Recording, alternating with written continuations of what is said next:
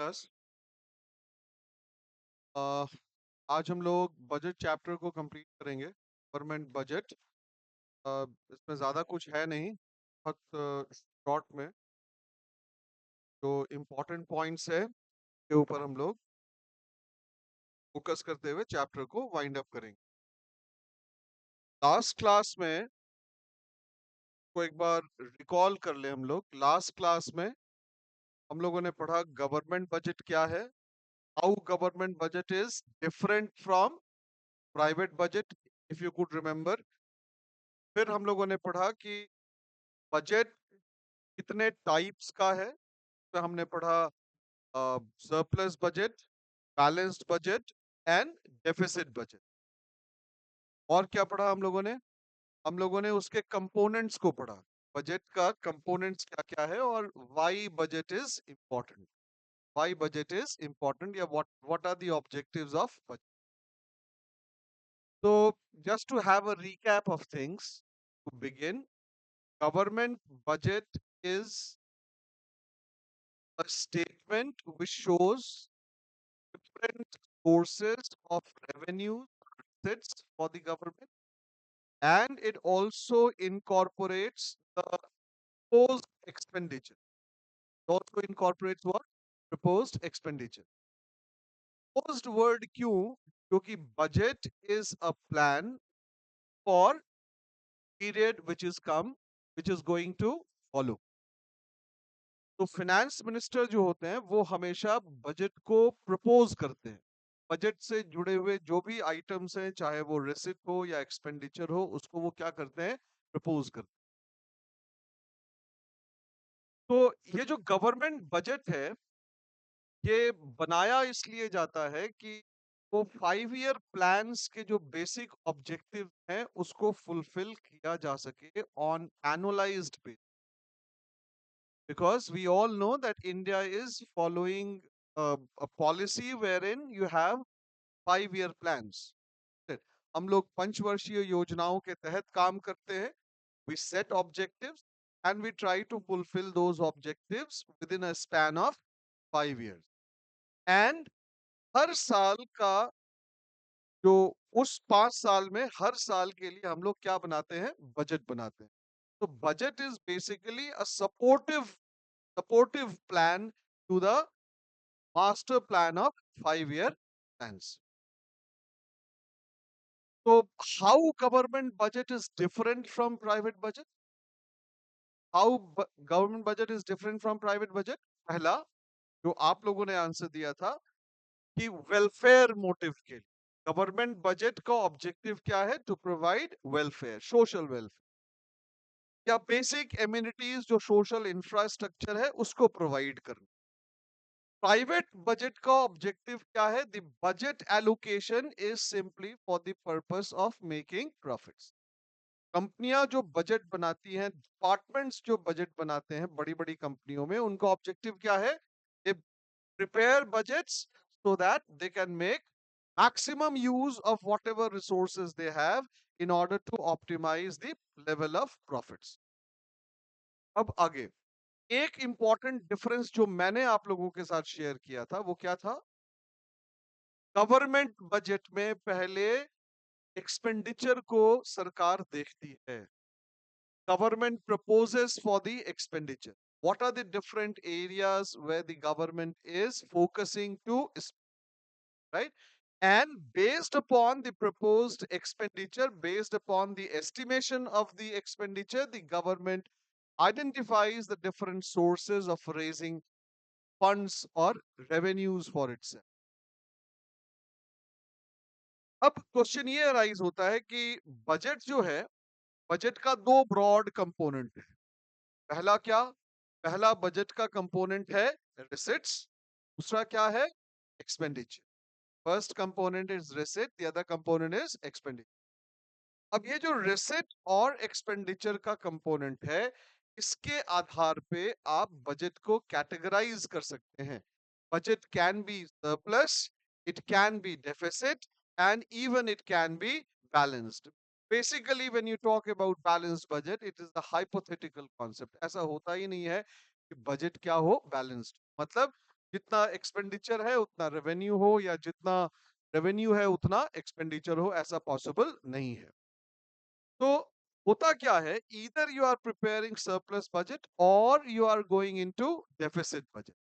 And when you go through the history of Indian budget, you will find that on majority of the times, or almost on all the occasions, the government of India has come up with a deficit budget. It has, I don't remember years in which the government of India has come up with surplus budget. Now, surplus budget का मतलब क्या हुआ, पहले इसको थोड़ा हम लोग समझते हैं। सरप्लस बजट का मतलब हुआ जहां पे गवर्नमेंट के पास रिसिट्स ज्यादा है और उसके पास एक्सपेंडिचर कम है। मतलब क्या हुआ इसका, कि सरकार is reluctant or is hesitant to spend the money what has got, तब उसको समझ में नहीं आ रहा, ये जो मेरे पास पैसा है इस पैसे को हम खर्च कहां पर करें, राइट। तो इसका इम्पैक्ट ये हो रहा है कि हो सकता है जो रिक्विजिट अमाउंट ऑफ या requisite proportion of social infrastructure या यूटिलिटीज चाहिए वो आपके पास अवेलेबल नहीं है। तो दूसरे टाइप का बजट है, वो है deficit budget, and it is more common, more common deficit budget. क्या है डेफिसिट बजट? जहां पे गवर्नमेंट का एक्सपेंडिचर ज्यादा है और क्या है, गवर्नमेंट का रिसिट्स कम है। ये क्या शो करता है? ये शो करता है सरकार के ईगरनेस को, ये शो करता है सरकार के प्रॉम्प्टनेस को, ये शो करता है सरकार how much government is devoted towards upliftment of the society or economy as a whole. How how the government is planning to bring about growth and development in the system, right? क्यों? क्योंकि आप देखिए, जब आप budget को उठा के देखेंगे पिछले 4-5 सालों का, तो आप ये पाएंगे कि हर साल सरकार कुछ ना कुछ नए एरियाज को आइडेंटिफाई कर रही है जहां पे उसने प्रपोज्ड एक्सपेंडिचर क्या है, राइट। से फॉर एग्जांपल, अगर आप 2016 में startup India, you must have heard about startup India, have you heard? तो स्टार्टअप इंडिया क्या है? एक ऐसा प्रोग्राम है जो गवर्नमेंट ने इंट्रोड्यूस किया। क्यों इंट्रोड्यूस किया? इंट्रोडक्शन करने का पर्पस है to provide employment, to provide what? Employment, and that to employment of self nature, self employment, right. फिर आगे चल के हम लोगों ने ये देखा कि भाई, you must have heard about MNREGA, you must have heard about MNREGA. तो MNREGA was totally new. What is this? तो यहाँ पे परसेप्शन ये था कि भाई हम रूरल यूथ्स को एम्प्लॉयमेंट ऐसे ही दे रहे हैं, पैसा ऐसे ही दे रहे हैं, क्यों दे रहे हैं ऐसे? तो सरकार ने कहा कि भाई आप मेरे लिए काम करिए, 100 डेज हम आपको काम दे रहे हैं, अगर आप काम करने के लिए इच्छुक हैं तो हम आपको पैसा देंगे। इससे क्या हो गया? इससे ये हो गया कि सरकार जो खर्च कर रही है उससे डेवलपमेंट वर्क भी हो रहा है और एम्प्लॉयमेंट भी हो रहा है, राइट। यानी कि जो पैसा ट्रांसफर हो रहा है वो प्रोडक्टिव नेचर का बन रहा है, even though output is not increasing, but the economic infrastructure is improving, but the economic infrastructure is improving। तो मैं जो ये समझाने की कोशिश कर रहा हूं कि हर साल आपको कुछ ना कुछ नए एरियाज दिखेंगे जहां पे सरकार क्या करती है, कोशिश ये करती है कि उन एरियाज को ढूंढा जाए जहां पे सरकार एक्सपेंडिचर करे और उस एरिया के सहारे डेवलपमेंट को इंश्योर किया जा सके। जैसे अ, बिहार में एक बड़ा पॉपुलर एनजीओ है युविका, है ना। और एक प्रोग्राम है rural livelihood mission, rural livelihood mission. इसमें होता क्या है? इसमें होता यह है कि रूरल यूथ्स को ट्रेनिंग दी जाती है स्किल एनहांस करने के लिए, और जब स्किल एनहांस करने के लिए ट्रेनिंग दी जाती है तो एक स्पेसिफिक टाइम फ्रेम के बाद जब उनकी ट्रेनिंग कंप्लीट हो जाती है तो उनको प्लेसमेंट दिया जाता है, राइट। तो यहाँ पे सरकार क्या करती है? एक्सपेंडिचर, स्किल डेवलपमेंट के लिए सरकार ने अलग से फंड बनाया, राइट। तो ये बजट बेसिकली फोकस्ड है, जो डेफिसिट बजट है उसका फोकस क्या है? It is focused upon upon spending, it is focused on spending, even though The receipt side of the budget is, जब receipt कम है, spending ज्यादा है, तो क्या हो जाएगा? Deficit. You have deficit. Now, why are we using the term surplus and deficit? Why are we using the term surplus and deficit? Why not profit and loss? There might be some reason. It. तो profit and loss इसलिए नहीं कर रहे क्योंकि मैंने शुरू के previous class में आपसे शेयर किया, गवर्नमेंट एक नॉन प्रॉफिट मेकिंग इंस्टीट्यूशन है, और जहां पे नॉन प्रॉफिट मेकिंग इंस्टीट्यूशन है, you don't use the term profit और loss. You are indicating the difference by using the terms surplus और डेफिसिट. सरप्लस और डेफिसिट. अब और आगे बढ़ते हैं. बैलेंस्ड का मतलब क्या हो गया? जहां पे सभी चीजें दोनों बराबर है, जितना आया उतना हमने खर्च कर दिया, या जितना हमने खर्च करने का प्रपोजल दिया था उतना ही मेरे पास आया. मतलब नीदर सरप्लस नॉर डेफिसिट. अब जब हम लोग बात कर रहे हैं कि बजट का दो कंपोनेंट, बजट का दो कंपोनेंट, वो कंपोनेंट क्या था? रिसिट और एक्सपेंडिचर. अब उस रिसिट और एक्सपेंडिचर को जब आप और कैटेगराइज करें, तो रिसिट भी दो तरीके का, रेवेन्यू रिसिट और capital receipt.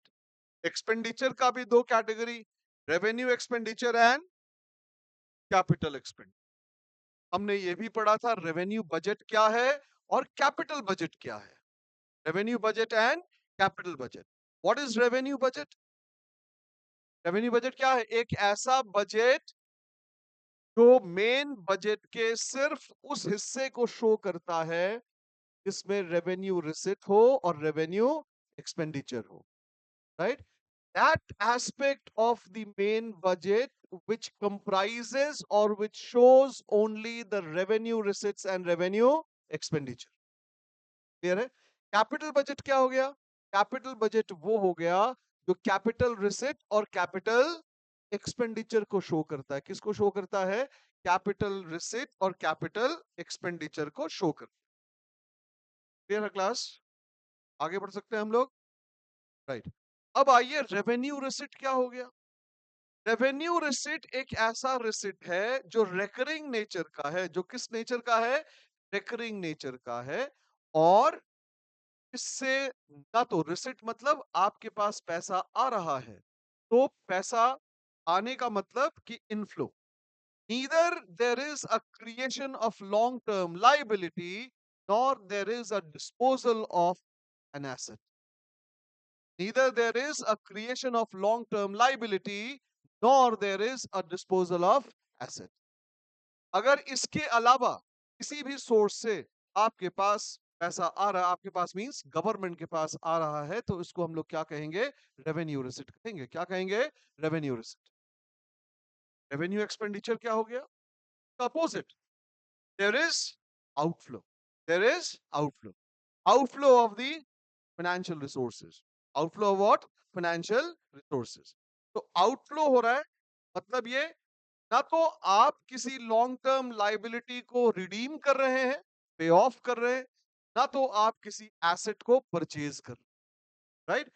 If you are neither redeeming the liability of the nation nor you are purchasing any asset for the nation, such expenditure are known as what?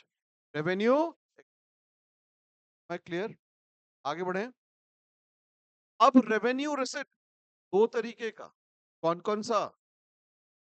हाँ, tax receipts and non tax receipt. इसके ऊपर हम लोग ज्यादा चर्चा नहीं करेंगे. और टैक्स रिसिट को भी दो हिस्सों में बांटा गया, डायरेक्ट टैक्स रिसिट्स और इनडायरेक्ट टैक्स रिसिट्स. ठीक है. और क्या था? Revenue expenditure. रेवेन्यू एक्सपेंडिचर का एग्जांपल्स, कोई भी एग्जांपल. जो भी खर्च, एक लाइन में सुन लो, जो भी खर्च गवर्नमेंट अपने day to day administrative expenses को मीट करने के लिए करती है, वो सब क्या हो गया? सब रेवेन्यू एक्सपेंडिचर. क्या कहा मैंने? All those outflow of financial resources which result which are the function of performing the day-to-day administrative activities, the operations of the, वो सब क्या हो गया, रेवेन्यू एक्सपेंस। तो आइए हम लोग बात करते हैं कैपिटल रिसिट। कौन सा रिसिट? Capital receipt. तो खास बात क्या है? पहली बात, कैपिटल रिसिट जो होगा उसका अकरेंस का जो नेचर है वो रिपीटिंग नहीं होगा, वो रिपीटिंग नहीं होगा। कैसे? आप जीएसटी कलेक्शन देखिए, क्या है GST? GST collection repeating nature का है ना। कौन सा रिसिट हो गया? रेवेन्यू। लेकिन जब आप कह रहे हैं कि आप रेकरिंग नेचर का रिसिट नहीं है, तो वो क्या हो गया? क्या हो गया वो? कैपिटल रिसिट हो गया। सैंपल, अगर सरकार ने डिसइन्वेस्टमेंट किया, सरकार ने क्या किया? डिसइन्वेस्टमेंट। इन्वेस्टमेंट की हिंदी क्या होता है? विनिवेश। मतलब the government is withdrawing it's ownership, government is withdrawing it's ownership. तो अगर कोई कंपनी है जैसे LIC, life insurance corporation of India, उसमें सरकार की हिस्सेदारी थी ना, 100% हिस्सेदारी थी। अब सरकार ने क्या किया? पहले सरकार प्लान कर रही थी लगभग 6% 7% हिस्सेदारी बेचने की, लेकिन अब सरकार ने डिसाइड किया कि भाई वो 3.5% ही करेगी। अभी भी गवर्नमेंट के पास एलआईसी के पेड अप इक्विटी कैपिटल का 96.5% है, 3.5% केवल मार्केट में है। लेकिन वो जो 3.5% स्टेक को सरकार ने ऑफलोड किया, ऑफलोड करने का मतलब हटाया, OFF ऑफलोड करना, तो सरकार ने अपने ओनरशिप को क्या कर दिया? कम कर दिया। सरकार के पास पैसा आया ना, ये बार बार आएगा या एक बार हो गया तो हो गया? हो गया। नॉन रेकरिंग नेचर का है। कैपिटल रिसिट हमेशा क्या होगा? Non recurring. दूसरी इंपॉर्टेंट चीज, ये जो कैपिटल रिसिट है, इसका अमाउंट जनरली काफी बड़ा होता है। अमाउंट जनरली काफी बड़ा होता है। दूसरी बात,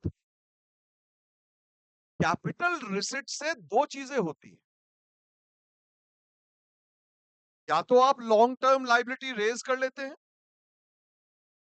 और नहीं तो किसी एसेट को डिस्पोज ऑफ कर देते हैं, बेच देते हैं। फॉर एग्जाम्पल, सरकार ने एयर इंडिया बेच दिया ना, तो ये क्या हो गया? कैपिटल रिसिट हो गया। Asset has been dispose of. अब सरकार का ओनरशिप नहीं है एयर इंडिया में।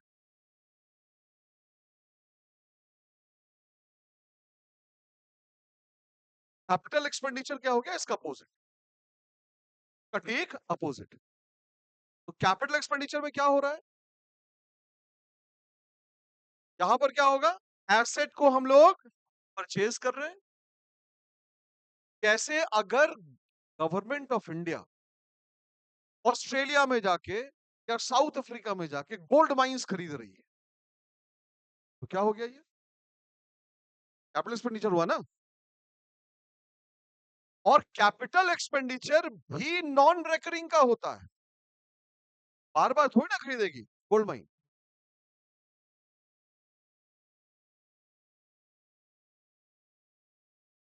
कैपिटल एक्सपेंडिचर का भी अमाउंट क्या है? बड़ा होता है। सरकार ने वर्ल्ड बैंक से लोन लिया, उसको वो रीपे कर रही है, जो लोन आज से 4 साल पहले लिया गया, वो क्या हो गया? क्यों? क्योंकि वन टाइम पेमेंट है, लाइबिलिटी रिडक्शन हो रहा है। क्या हो रहा है? Liability reduction. Borrowings by the government from the world bank, IMF, is what? The liability.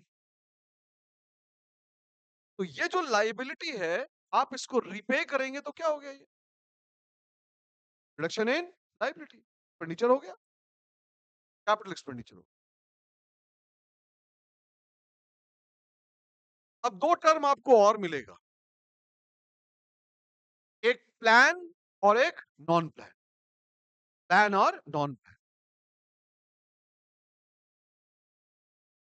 Macro economics में एक टर्म हुआ करता है जिसको हम लोग एक्स एंटे कहते हैं, यू गुड रिमेंबर एक्स एंटे, है ना।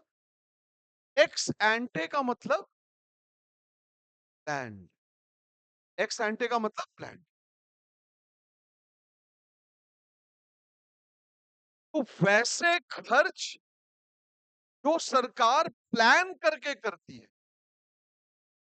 तो सरकार पहले से दिमाग में रखती है कि नहीं ठीक है इसको हमको करना है, स्टेट लेवल पे असिस्टेंस देना, यूनियन टेरिटरीज को हेल्प करना, तो क्या हो गया, प्लान है।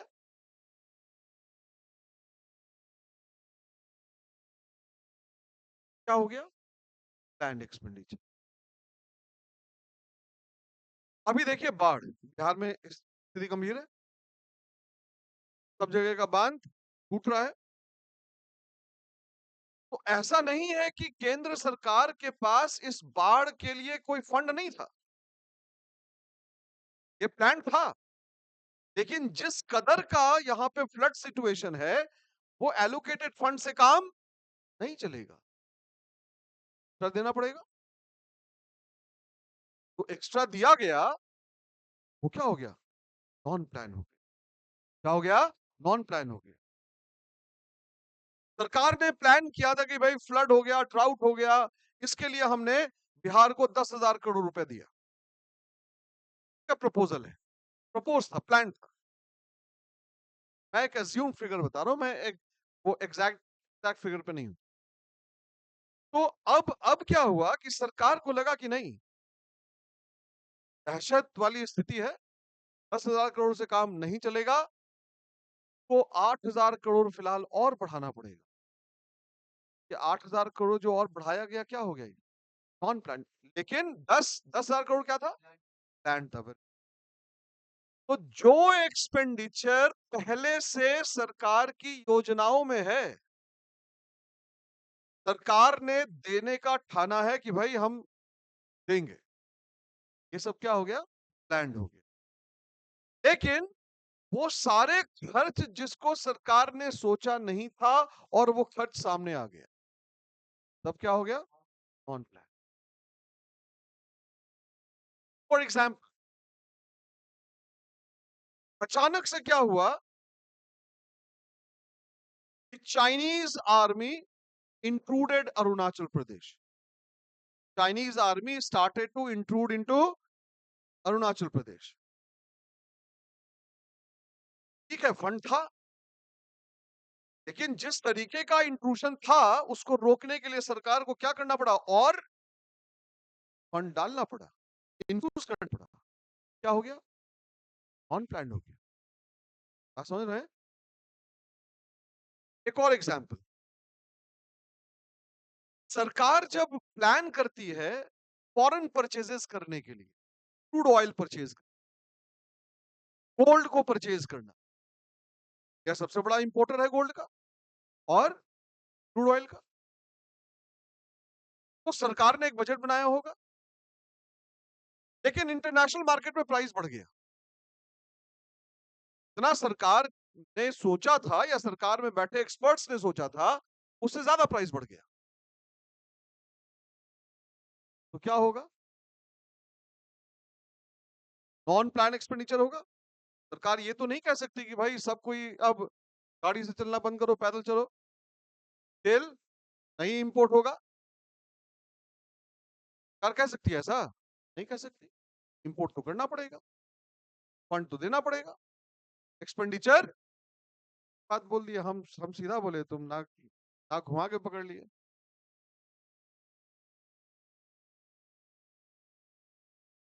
तो अब आगे बढ़ते हैं, तीन टॉपिक क्या हुआ है, budget deficit, fiscal deficit, primary deficit. Revenue deficit वगैरह हो गया सब। रेवेन्यू डेफिसिट का मतलब क्या हो गया, excess revenue expenditure over revenue deficits. सब हो चुका है। अब सिर्फ 3 टॉपिक बचा है। 3 टॉपिक बचा है। पहला क्या? Budget deficit, fiscal deficit and primary deficit. इसको पढ़ के हमारा चैप्टर कंप्लीट हो। Now what is budget deficit? Budget deficit मतलब budgetary expenditure greater than budgetary receipt. Budgetary expenditure greater than budgetary, ये हो गया क्या? Budget deficit. आज के समय में बजट डेफिसिट का कोई कॉन्सेप्ट, इकोनॉमिस्ट ने कहा, अभी के इकोनॉमिस्ट ने ये कहा कि now we have moved on from budgetary deficit. किसी भी इकोनॉमी में बजटरी डेफिसिट का कोई खास महत्व नहीं है। जो फॉरेन इंस्टीट्यूशनल इन्वेस्टर्स होते हैं उनको भी बजटरी डेफिसिट से कोई वास्ता नहीं। They are not looking into budget deficit. Now the second concept is fiscal deficit. ये जो फिस्कल डेफिसिट का कॉन्सेप्ट है, ये आजकल ज्यादा प्रचलन में है और ज्यादा नोटवर्दी है। बजट डेफिसिट में क्या है पहले को समझते हैं और फिर हम लोग उसको देखेंगे कि why fiscal deficit has acquired more limelight. Budget deficit में आप सिर्फ सरकार के रेवेन्यू और सरकार के एक्सपेंडिचर को देखें। लेकिन सवाल ये कि क्या अगर सरकार के पास बजटरी डेफिसिट है तो सरकार उस बजटरी डेफिसिट को पूरा करने के लिए बोरोइंग्स नहीं करती? करती है ना? करती है कि नहीं करती है? तो आप जब उस बोरोइंग्स को कर लेंगे तो आपका डेफिसिट ऑटोमेटिकली क्या हो जाएगा? कम हो जाएगा। कम हो जाएगा ना? तो हाँ, मान लीजिए मेरा डेफिसिट है 4 लाख करोड़ का, हमने बोरोइंग्स कर लिया 2.5 लाख करोड़, तो बजटरी डेफिसिट क्या दिखेगा? केवल 1.5 लाख करोड़ का दिखेगा। क्या वो सही फिगर है? नहीं है। तो इकोनॉमिस्ट का बहुत क्लियरली ये मैंडेट था कि हम लोग ये जानना चाहते हैं कि बोरोइंग्स के पहले का क्या डेफिसिट है। बोरोइंग्स के पहले का क्या डेफिसिट।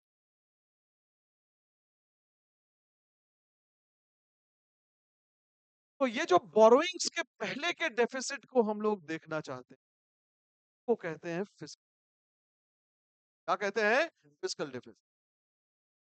तो budgetary deficit excluding external borrowings. Excluding what? External borrowings.